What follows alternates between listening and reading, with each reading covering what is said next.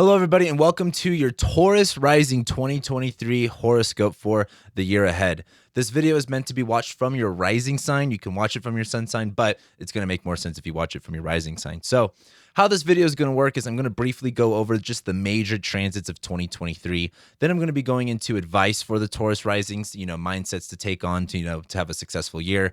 And then we're going to be going month by month looking at the major transits. Now, this is a two-part video. I made a video going much more into detail about every single transit. You can watch that. I have a link to the description below. But once you watch that and go over all of the transits specifically, then you want to watch this. So this will be going more into how it's going to be specifically affecting you as a Taurus rising. So make sure you like this video, comment, and let me know what exactly you are looking forward to. What are you not looking forward to? And again, make sure you like it so you can come back to this video a little bit later on in the year and you can kind of catch up and see if I'm right or not. Anyway. So the major transits that we have this year are very simple. I've said this a lot before, but March is really one of the biggest times this year. That's when Saturn is going to be ingressing into Pisces, as well as Pluto is going to be going into Aquarius. And I'll be talking about this as we go on, but really March is going to be the big time for you guys this year. And May. May is actually really, really big, specifically for the Taurus risings. That's not just for everybody. But Jupiter is going to go into your first house. That is great. That is super, super good. Later on in the summer, the North Node is going to enter Aries and the South Node will enter Libra, which will be a little bit weird for you guys. But then this summer, we have a Venus retrograde in Leo. And this is really one of the bigger times for you guys. You're a Taurus rising, so you're ruled by the planet Venus. So whatever Venus is doing is going to be pretty descriptive of whatever you're doing. So pieces of advice I would want to go into for the Taurus risings.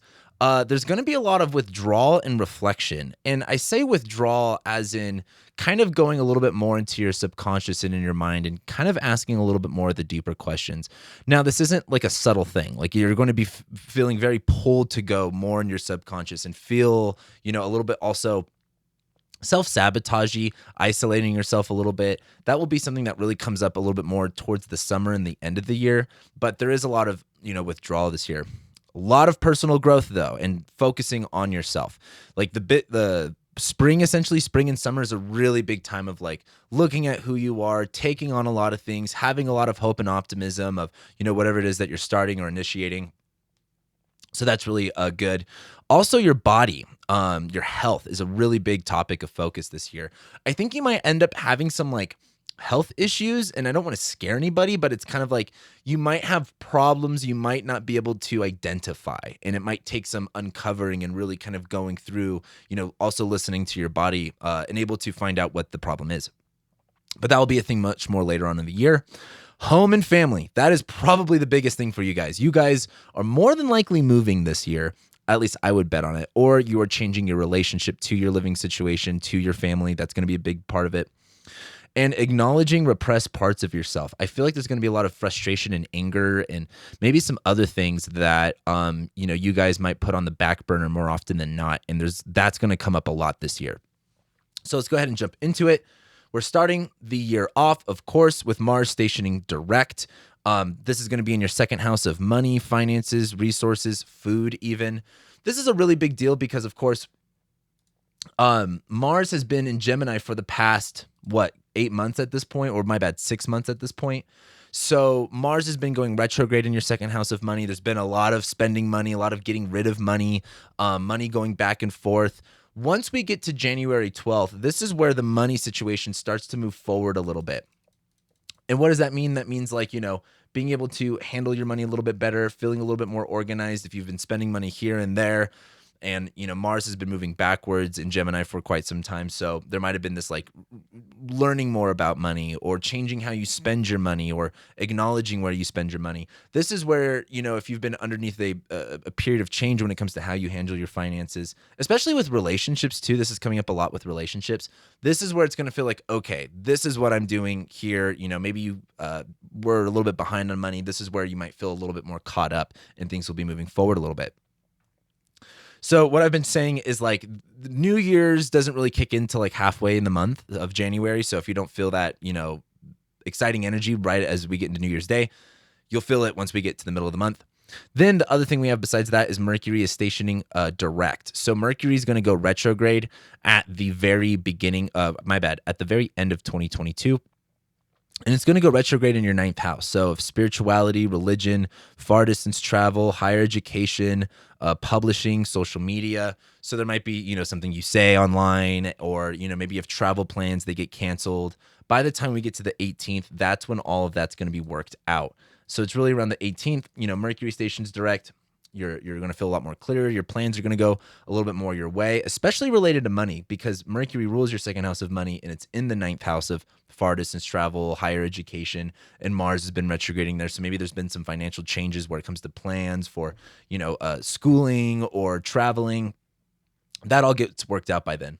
So the other thing I didn't mention on that slide that I want to bring up is Jupiter is going to ingress into Aries pretty much right at the very end of 2022, and it's going to be flying through Aries as we go through the first few months of the year. Jupiter will be going through your 12th house of isolation, alienation, repressed, unacknowledged parts of yourself. And Jupiter already dipped into Aries. That occurred from May, June, July, August, September, and pretty much October of 2022. So Jupiter rules your 11th house of friends and networks and, other people, groups of people. It also rules your 8th house of shared resources and death and occults and secrets. And it's going into your 12th house of hidden enemies. There might have been a lot of time that you spent more by yourself, or maybe not spending as much time with friends. Maybe you had a falling out with a friend. There's something about that that's going to be coming back at the beginning of January of 2023. So just keep that in mind, and that will become more important as we go on. Excuse me. Then as we get into February, the only thing that we really have going on in February is Mercury leaves shadow. So again, Mercury will retrograde in your ninth house, far distance traveling, learning, education, things like that. Once it stations direct, things will get clear. But then once we get to about February 7th, that's when it's like, all right, you've handled the traveling, you've handled the expenses there, and everything starts to begin to move forward into new territory. And you're not just dealing with the same things, because you'll be dealing with the same stuff regarding, again, traveling, your mindset, spirituality, beliefs. You'll be dealing with that from December, January, and really until February. So that's pretty much it for February. Not a lot goes on, but then we get to March. And again, March is where everything is really going on. The first thing is Venus is going to be conjoining Jupiter in Aries. This is going to be on March 2nd. This is technically a really good transit, but it's happening in a really weird place in your chart. Because again, it's happening in the 12th house of isolation, self-sabotage, repressed, unacknowledged parts of yourself, and hidden enemies. So if we pull up the chart for that, let me actually move forward here a little bit. This is February. Oh, my bad. March 2nd. Let's go back to March 2nd here, and let's make it a Taurus rising chart. So this is all happening in your 12th house, right? Now, what's interesting is Venus is your ascendant ruler. So that's your ruling planet. So whatever Venus is doing, it's going to be pretty descriptive of what you're doing. It's in the 12th house, isolation, alienation, repressed parts of yourself. It's in detriment. Venus doesn't do that well in Aries. Venus is all about enjoyment and pleasure, and Aries is all about like war and fighting. And this is your 12th house of your subconscious. And I feel like there's going to be this day where you just kind of feel like shit, but it's on Chiron. Chiron is the wounded healer. So there's something about maybe acknowledging where, you don't fit into certain groups, right? Venus is conjoining your 11th ruler of friends. So this might be like maybe realizing where a relationship fell out, maybe realizing what's not working anymore, maybe realizing, things are better on your own. This is a weird sense of discovery, and it's Venus and Jupiter, right? These are really good planets, but it's in the sign of, action and energy, and it's in your 12th house, and it's on Chiron. So this might be like going out of your own way and doing your own thing, and that might feel, really good and empowering. But this also might be a falling out of a relationship. And what I mean by that is like a friendship of some sort, or a coworker possibly, because Venus rules your 6th house. This is really good, but really weird. So I would imagine, like, at the end of the day, you might be on like a good feeling, but not. It's kind of like the 12th house rules hospitals, and it's kind of like, they fix you and they heal you up, but you're in the hospital. It's like, great, I'm ready to go, except I have another couple weeks to stay here. So that'll be a little bit weird. But then Saturn enters Pisces, and this is really the big thing. Saturn's been in Aquarius for the past 2.5 years. So there's been this big focus of authorities and control and, discipline and limitations in your career regarding, your boss, your legacy, your reputation. There's been a lot of responsibilities you've been taking on with work. That finally gets to change. Excuse me. I'm sorry. When we get to March 7th, that is going to be the big day. This will also be a really big day on the world stage too, so you're not going to really miss it. But Saturn goes into your 11th house. So Saturn not only rules your 10th house of career and reputation, but also your ninth house of far distance traveling, foreign people, higher education, spirituality, publishing. And it's going into your 11th house of friends. So there's something about Saturn which constricts, and Saturn limits, and Saturn puts discipline and responsibility. And it's going to be going into your 11th house of friends, communities, and networks. And that has something to do with your work and your career as well as your beliefs. So this is really where a shift comes into like friendships and maybe being more, I mean, again, your 11th ruler is in the 12th here. So this might be like realizing maybe certain people aren't your friends, and maybe you need to be more strict about who your friends are. Or maybe you realize you've been a bad friend and that maybe you need to be more, open with how you handle your friendships. A lot of friend stuff's going on here. A lot of reputation and networking stuff goes on here. But as Saturn goes into Pisces in your 11th, it's going to feel a lot less stress on you guys. It should feel mostly better for the most part. But the more, heavy, serious work, discipline stuff gets more focus again on networks, friends. So then we have Pluto enters Aquarius. And this is what's funny, is while Saturn might be out of your 10th house, Pluto goes into your 10th house. So the biggest thing with this is a 20-year long transit. It's not just going to change dramatically overnight. I mean, this is a pretty big Pluto shift, so you probably will see some type of change, but this is going to be over a 20-year period. Pluto rules power, control, fear, transformation. It also rules corruption and things like that, but it's going to be transiting your 10th house of your career, of your reputation, of your legacy. Pluto has been in your 9th house of far distance travel, foreign countries, foreign people, higher education. So there might have been a lot of power and fear coming in this area that you've learned to overcome and use and adapt to. That is now transitioning to your 10th house of your career, your work. And this is a time where if you've got power, it's time to harness that power. If you're afraid of that power, this is going to be a time to get over that fear, because that fear might trap you, right? Pluto and Aquarius in your 10th houses might be, afraid of society or big groups of people that might be in control of how you think or your reputation in the world. And Pluto is going to be a time of really realizing the power that comes in that fear, and also realizing the power that comes with releasing that fear. So big change going on within your work and your career, starting when Pluto enters Aquarius. And again, Pluto is going to go back and forth into Aquarius for the next few years. So this won't be immediate, but this is a 20-year long thing. So it's going to take a little while. But I also have a video about it on my podcast called The Delineation. It's pretty intense. So check that out if you're interested in it. But then we get to about the end of the month. This is right after Pluto enters Aquarius. This is when Mars enters Cancer. And this is a really big deal because Mars has been in Gemini for months at this point, 8 months by this point.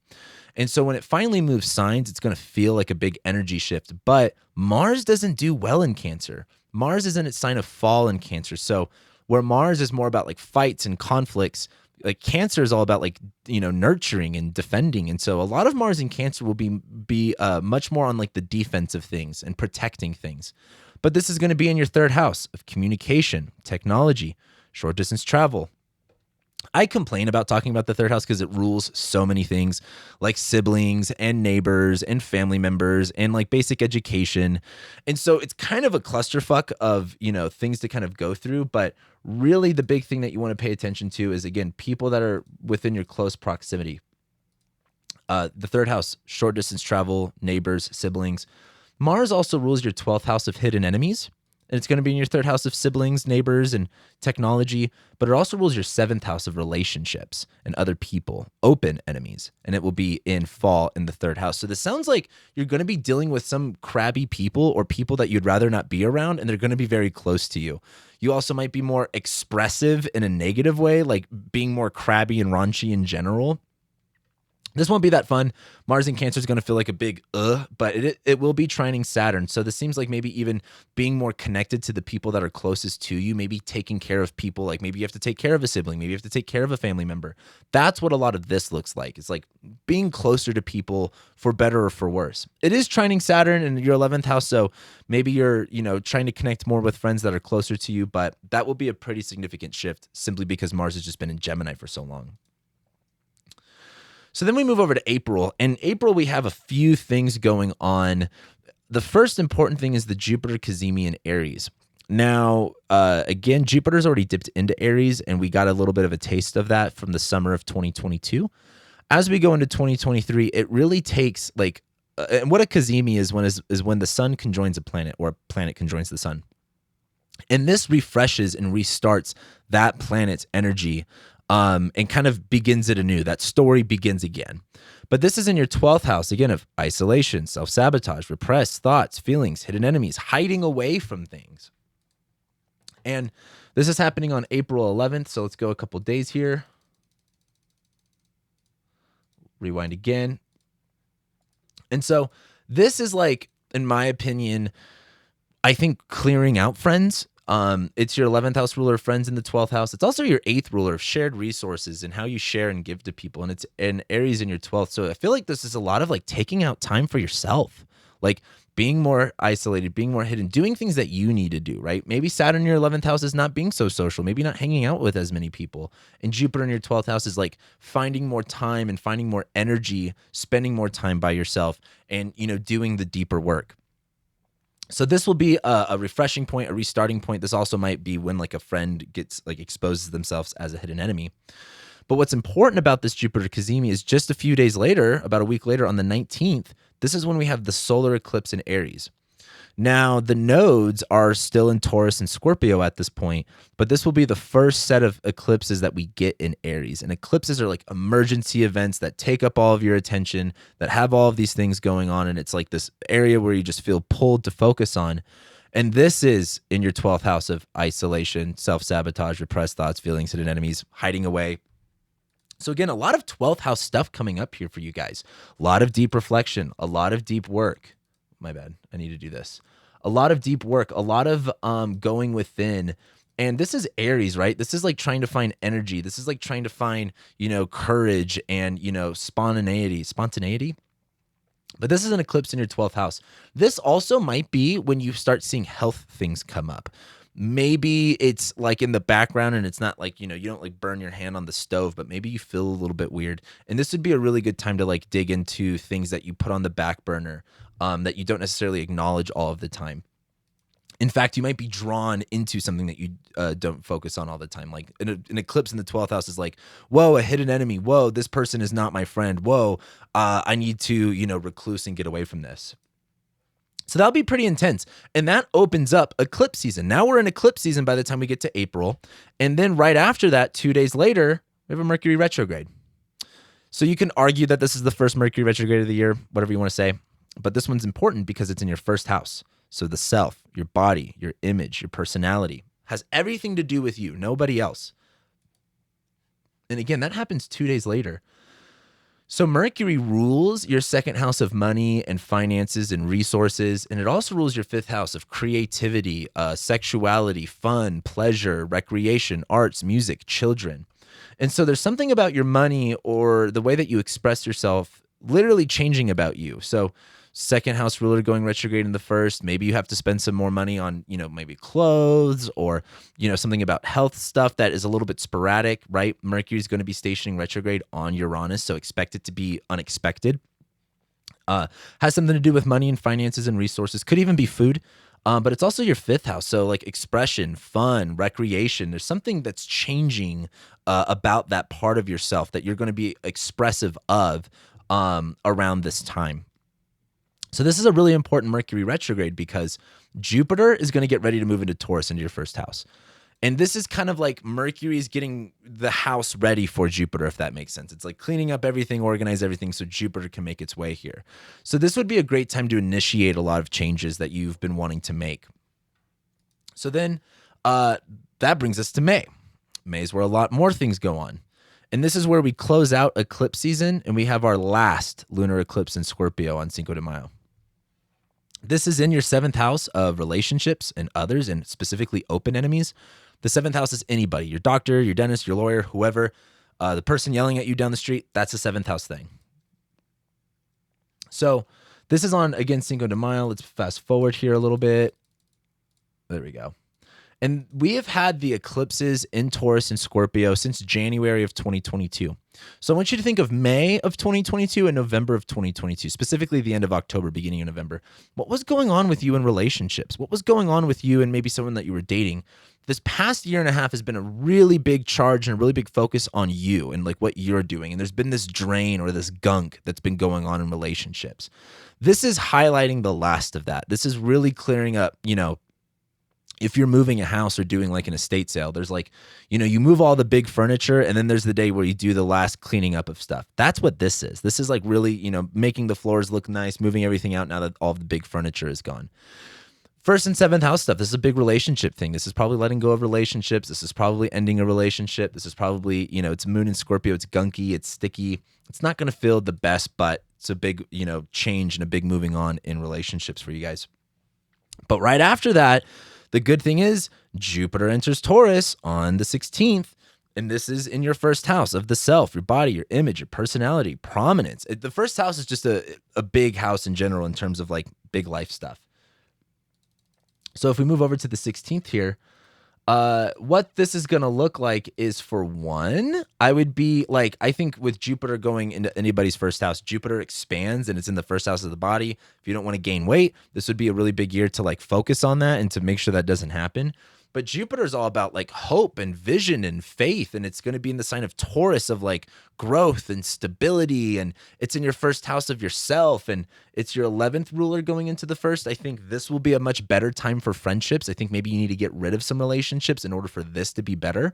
But it's also your 8th house ruler. People are just going to be giving you stuff like random, like when your 8th ruler is other people's stuff and it's in your first house and it's Jupiter, the planet of giving. I would expect people to just give you stuff. I have no idea what that might look like. I would look for your personal Jupiter for more insight into that. But there's a lot more opportunity and hope and faith that really comes into play here. And we're going to keep talking about that as time goes on. So I really like that. It's like you have a crappy eclipse and then Jupiter goes into Taurus and everything's better again. But then Mars goes into Leo. This isn't necessarily the most important thing, but this is going to be activating your 4th house, which has a lot of transits coming up with it as we go out throughout this year. The 4th house rules home, family, your living situation, your roots, and parents, specifically the father, but that's specific to a chart. So as we get to May 20th, let's actually go to the 21st here. Mars enters Leo. So Mars, again, rules your 7th house of relationships, and it's going to go into your 4th house of the home, family, living situation.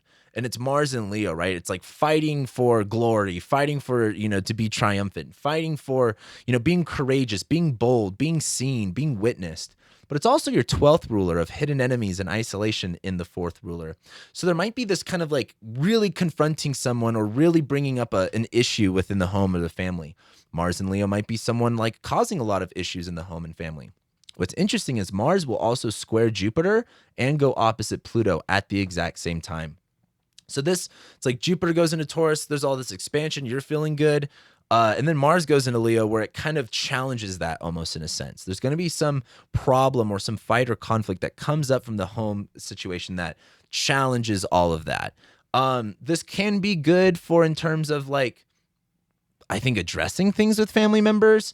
This could be good for maybe getting confidence from family members, but I think this is much more of a challenge and a much more of an ego thing dealing with, this might be a roommate, this might be a landlord, this might be maybe just you, maybe you're like wanting to wreck things and, cut things up in your house or things like that. But that's important because later on, we're going to have the Venus retrograde in Leo here. So this is kind of giving us context as to what the Venus retrograde is going to be like. This might set up the Venus retrograde, so to say. We get to June. Jupiter then conjoins Rahu. That happens on the 1st. And this is, again, also in Taurus in your 1st house. So Rahu is the North Node. And the North Node is this thing that we're absolutely driving towards, that we're hungry for. We have this deep desire for better or for worse, right? It's not necessarily like your destiny and it's amazing. It's a little bit of both. But there's this idea that it is where you are going. It is what you are hungry for, regardless if it's good or bad. And Jupiter conjoins that.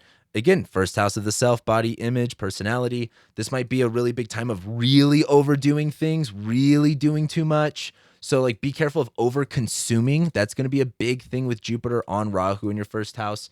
But it's also like the sense of, Jupiter does rule your 11th house of friends. By this point, Jupiter is going to be making the sextile to Saturn. So I think a lot of the friendships get really good for you guys around this time. I think you're feeling more, called to be more with friends. More friends are looking for you. More people are giving you stuff. But I also feel like there's just this really big charge of like, this is who I am. This is what I believe. I have faith in this, and I'm just going to jump in and see what happens. This is also when Mercury leaves shadow too. So it's like we just get done with this Mercury retrograde where you have this big rethinking about yourself and your identity and how you view the world. And once that's done, it's like now you can really go, really crazy with it. Now you can really go overboard with it. So that's a really good transit. Then we get to the Saturn retrograde that's happening in Pisces, of course, on the 16th. This is I don't want to say the halfway point, but every planet goes retrograde, but each retrograde means something different. And Saturn going into your 11th house being direct is like taking on more responsibilities or restrictions or duties with friends. And then Saturn going retrograde is kind of like dealing with the consequences of that. The analogy I like to use, it's kind of like taking on a leadership role or a management position. And when you take on a management position, there's all of this like, oh, sweet, I'm the boss, I make the rules, I'm the authority. But then Saturn stations retrograde, and there's moments when you're an authority figure where you go, oh man, I have to address this. Now this is what my problems look like. And so Saturn going retrograde in your 11th house is probably going to be like this feeling of slowing down with friendships, feeling maybe a little bit like, all right, I need to be a little bit more disciplined with who I hang out with. I need to, maybe you feel a little bit overwhelmed with friends because again, this is like when Jupiter sextiles Saturn. So there's some type of like maybe having to have boundaries with friendships, especially if it's related to work. That's probably going to come up a lot during this time, especially around beliefs too. But then right after that, that is when Venus enters shadow. We're going to be having a Venus retrograde in Leo this year. And this is when the events will take place. This is when what is going to be changing comes up. Whatever happens on June 19th, you're going to come back to in a couple months when Venus stations direct. Venus is your ruling planet of yourself, your body, your image, but it also rules your 6th house of your health, your day-to-day activities, habits, pets, coworkers. And Venus will be retrograding in your 4th house of the home, your family, living situation, parents. And so, again, what's important about this is Venus is already in Leo at this point, but once she enters shadow, there's something that's going to happen here on the 19th that you're going to come back to.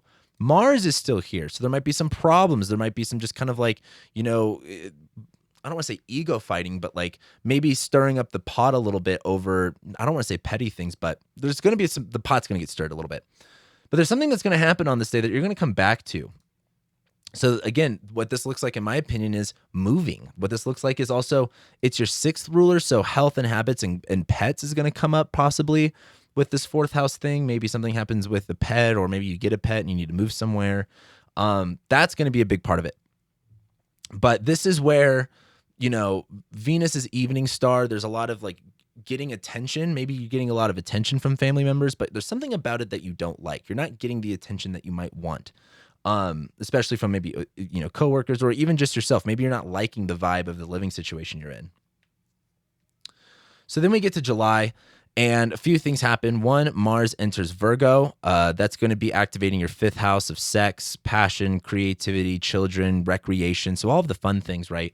So, you'll have a little bit more energy and action focused on that area. This doesn't happen until July 10th, so we have quite a bit of time until that happens. And that whole time, Venus is in shadow, getting ready for the retrograde. But as Mars enters Virgo, Mars rules your, again, 12th house of hidden enemies and repressed parts of yourself, but your 7th house of relationships, and it's going into the 5th house of love, romance, sex, pleasure. And Mars in Virgo is very specific. It's very orderly. It's very detailed. So this might be getting a little bit more, you're probably going to be engaged more in a relationship. But Mars in Virgo is like, I want to take my energy and specify it here. Like, especially when it comes to creativity and fun, this is like really taking a lot of like aggressive action in that area. So if you need an energy outlet, this would be a really great time to really focus on creativity. And then when we get to the middle of July, we have the North Node and the South Node entering Aries and Libra. It's happening on the 18th. This is a big deal because we had just had a solar eclipse in Aries, but the nodes hadn't shifted yet. Now the nodes are shifting, and this is where the eclipses will be happening for the next year and a half. You're going to be having the North Node go through your 12th house. Again, isolation, self-sabotage, repressed thoughts and feelings. So there's going to be this big pull towards, North Node and Aries in the 12th house. This could be very self-sabotage or maybe being your own worst enemy. Maybe also feeling very like skeptical or very like paranoid about maybe certain people since Mars both rules your 7th and 12th house. But the South Node will go into your sixth house of work, labor, routine, health, habits, pets, coworkers, employees. So this is where I talked about the health thing. Like this is where I think you might be more drained with like work. The North Node in Aries in the 12th house is like you need some healing time. Like you need to do more time by yourself and get your energy reset. Like the North Node Aries in the 12th house is like you need alone time to get your energy levels up. And that South Node going through the 6th is like you're probably going to be changing your work. You're probably going to be changing the work that you do. Health is going to change. You might even have to get rid of some pets. Coworkers are going to change, and the relationships that are in this area are going to get off balance, right? That's the whole North Node, Aries Libra axis thing that I talk about in my other video. So then once that happens, a few days later on July 22nd, we have Venus stationing retrograde in Leo.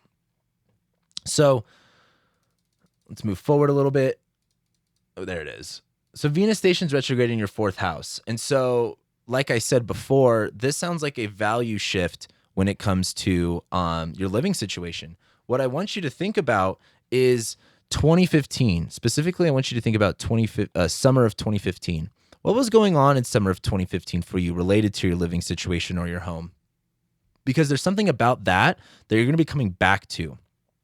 Venus retrogrades in the same sign every 8 years. So whatever was going on in 2015 is going to be kind of a repeat here.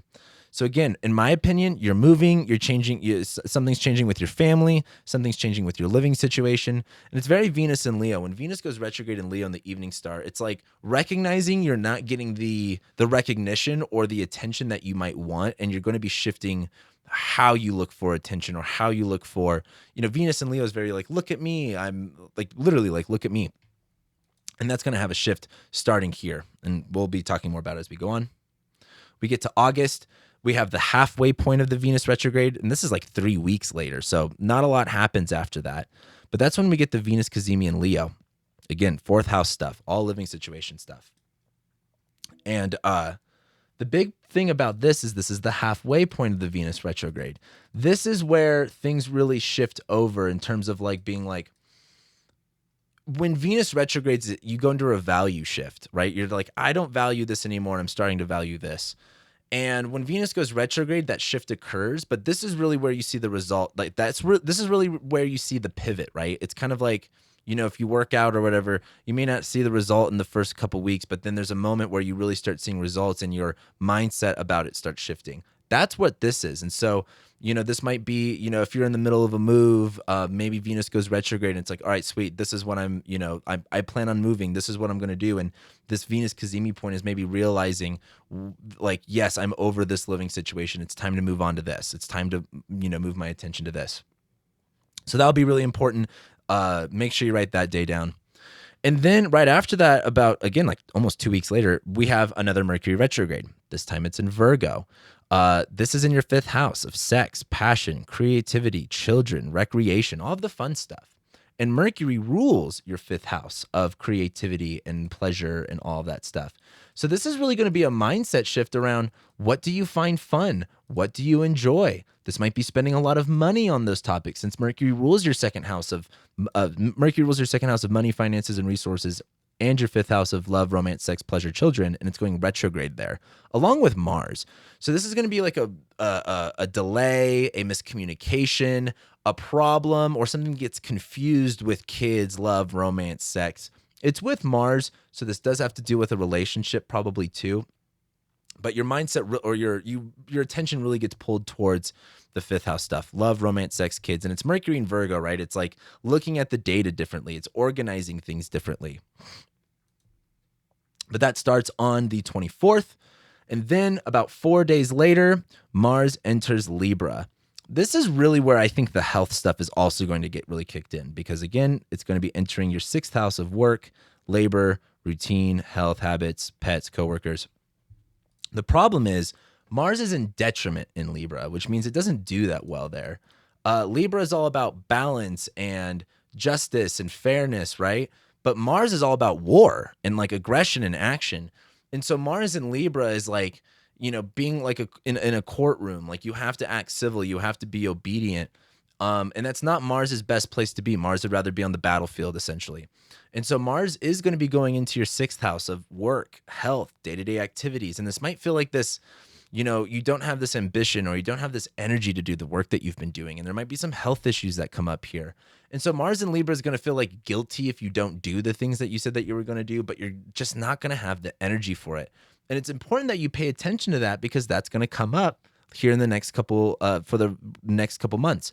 And also too, in this recording, just look at this top left corner if I'm not actually explicitly mentioning the day that I'm talking about. But Mars goes into Libra. And then that's when we get to September. Venus stations direct in Leo. Again, 4th house stuff. This is on September 4th.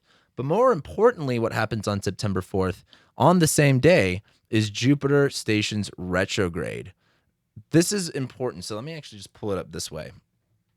Because as we get to September 4th, not only does Venus station direct in your 4th house of living situation, home, and family, this is your 6th house ruler too of work and your 1st house ruler of yourself.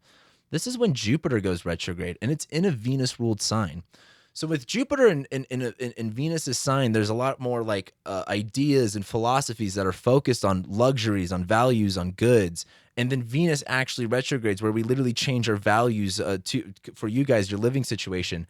But then when Jupiter goes retrograde, there's this kind of sense of like hope fading away. It's really easy to have gratitude and faith when things are going your way. But when that starts to run out, that's where the real test of faith comes into play. And that's what's happening here. So it's like Venus stations direct. It's morning star Venus. You're like, I'm moving. I'm going here. This is great. But then it's like if you've ever moved to a new city, there's all this excitement that comes into it. But then you get there and you're like, fuck. Like, do I have any friends? I don't know this area. What's going on here? And so this is going to be a really a big test of faith for yourself. Do you believe in yourself? Do you have hope? Do you have optimism? The faith and the hope that was kind of easy is going to go away, and it's going to be much more on your own to create that on your own. So remember to be grateful. Remember to be hopeful. See the bigger picture. And then after Jupiter goes retrograde, that's when we have Mercury direct here in Virgo. That's happening on the 16th. So again, this is all 5th house stuff. So all of the fun things and creativity and passion. Again, this is your 2nd house ruler. So this has to do with money too. That happens on the 16th. Let's go back this way. And so once Mercury stations direct, I think this is like, okay, if you've been starting a new hobby or if you've been spending money on, partying and stuff like that, this is where if there was a creative project that you wanted to take on, there was going to be a delay and it's probably going to have to do something with money. And this is when all that starts to move forward. And there starts to be a lot more clarity around, love, relationships, fun, romance. Maybe if you have a child, this might be like a miscommunication with a child. And by this point, it gets worked out. And this is also, too, I wanted to bring to your attention, Venus squares Jupiter. This is when Venus squares Jupiter. And again, it's like the attention that we want may not necessarily line up with like the vision that we have. And that's going to be something I talk about as we go into 2023, because this Venus retrograde is squaring Jupiter the whole time, which I think is really interesting because Jupiter's in Venus's sign. Then we get to October. And in October, we're going to have Mars conjoining the South Node in Libra. This is probably one of the worst days of the year. And when I say worst, maybe I'm over exaggerating it. I would just say it's going to be hard. And I think, again, this is where the health stuff really hits a high point. Because again, it's in the 6th house, work, labor, routine, health, habits, pets. So I think this is when a lot of you are probably going to like quit your job or something like that, or have like a very low energy day. This is like a whole month later on October 4th.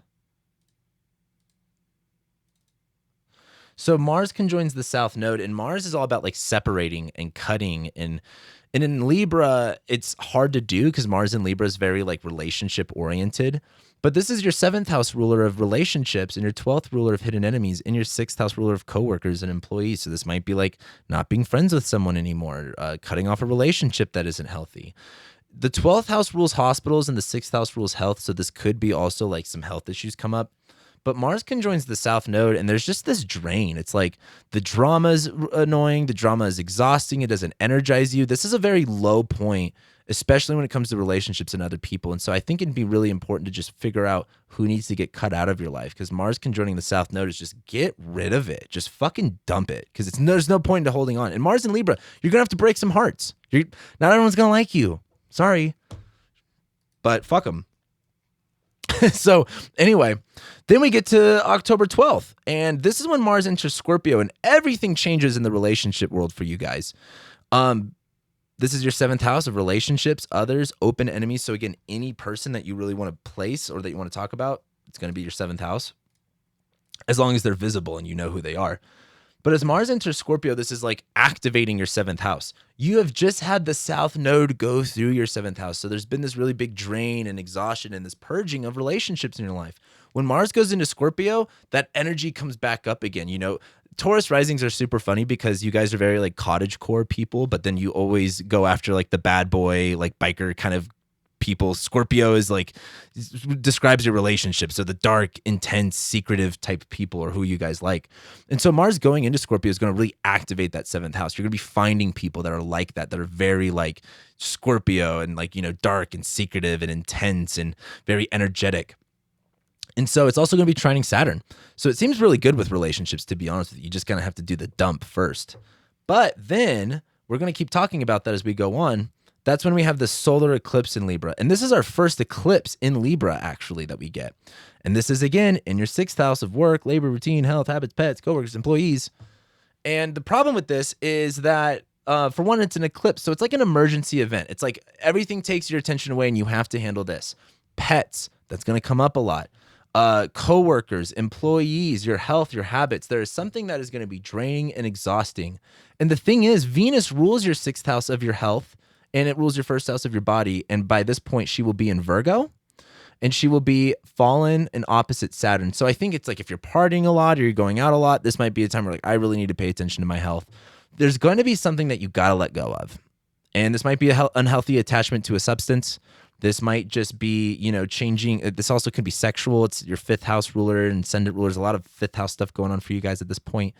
But this just seems like taking something out of your routine, taking something out of your diet, and really shifting the balance here. That's what I would really look at with Libra. And, you know, the analogy I've been using is that meme that's like, peace was never an option. You know, I don't want to say choose war, but this is a time where it's like, hey, if you can't make peace, then like you just have to move on. Like, you know, it's not everything's going to be working out in a fun, favorable fashion. Like there are going to be hard things that you have to do. And this looks like one of those times. So then that brings us to November. And this is when Saturn stations direct in Pisces. This is on the 4th. And again, 11th house stuff, community and friends and networks and things like that. And as Saturn's been retrograde, there's been this like whole like, okay, you know, it's going to be hard for me to be disciplined. It's going to be hard for me to make these boundaries. But then when Saturn stations direct, to continue the analogy I've been using, it's like Saturn goes direct and you're taking on this responsibility and you feel good. Then Saturn stations retrograde and it's like, wow, I've really taken on a lot. Wow, what does it mean to be an authority figure? But then Saturn stations direct and it's like you get used to those challenges. It's like, you know, when you upgrade, there's the excitement factor and then there's the learning curve and then there's like the baseline. This is where you go back to your baseline, where it becomes easier for you to set these boundaries in friendships. It becomes easier for you to access these networks, be an authority with your friends. It's like there's a learning, like Saturn being retrograde is like learning what it means to be an authority, learning what it means to take control, learning what it means to be disciplined. And then this is where applying that becomes much more easier. And this is going to be in a 2.5, 3 year long thing. I'm going to make a video about it. Make sure you subscribe so you get that video. But this will feel a lot easier, at least with the friendship stuff. Then as we move on to, sorry.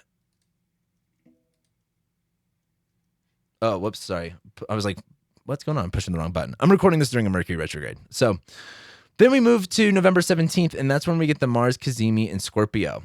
Again, 7th house, relationships, others, open enemies.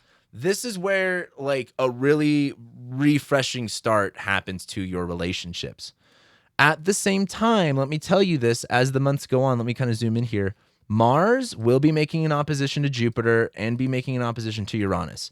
So it's going to be very back and forth with certain friends and relationships. And that might be good or bad, right? It's like all of a sudden you're hanging out with a bunch of people and it's really exciting, but it takes up all this time. It'll be really up and down. And all you need to know is when we actually get to November 17th, that's when there's like a big refresh point when it comes to relationships. This might be dating someone. This might be starting a new relationship. This might be cutting someone out of your life since it's your 12th ruler and it's in the 7th. So it's like maybe someone makes themselves an open enemy and you just cut it off.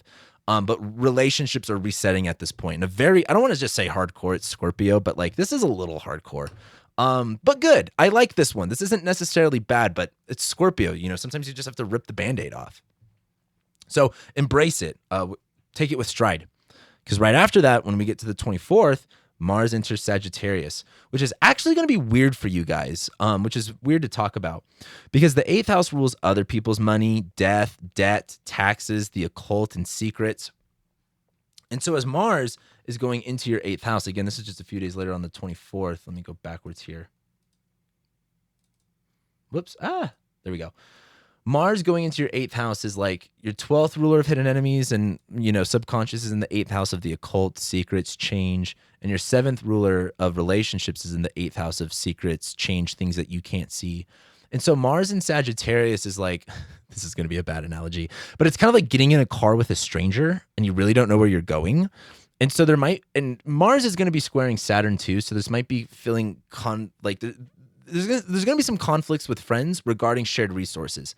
This could be someone stealing something from you. This could be someone utilizing your resource in a way that you don't necessarily appreciate, or vice versa. You might have to use someone else's resource that you don't really want to do. But Mars in Sagittarius will feel very like, going on a mission, going on an adventure.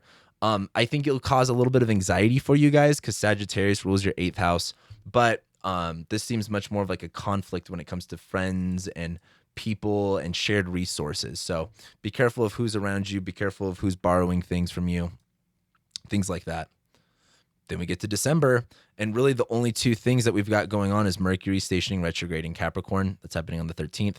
This is funny because Mercury actually, so again, we had a Mercury retrograde in Capricorn December of 2022, but it's stationed direct at 8 degrees Capricorn. And this one is stationing retrograde at 8 degrees Capricorn. So this is almost not 2 months, a full month later is when Mercury stations retrograde. This is happening in your 9th house. So spirituality, religion, far distance travel, higher education, foreign languages. Mercury rules your 5th house of love, romance, sex, pleasure, and 2nd house of money. So whatever was going on in January and February of 2023, you're going to come back to it in December of 2023, specifically about traveling and learning and things like that. So that I always think this is really funny. And I like this Mercury retrograde because it's going to be trining Jupiter the whole time. So this is like really getting like a grip on yourself and really getting your beliefs shaped. This looks great. And speaking of Jupiter, right after that, when we get to about New Year's Eve is when Jupiter stations direct. Again, 1st house of yourself, your body. I think the biggest piece of advice is like, if you don't want to gain weight, try not to gain weight. Jupiter will do that to you. I'm speaking from a Jupiter native here.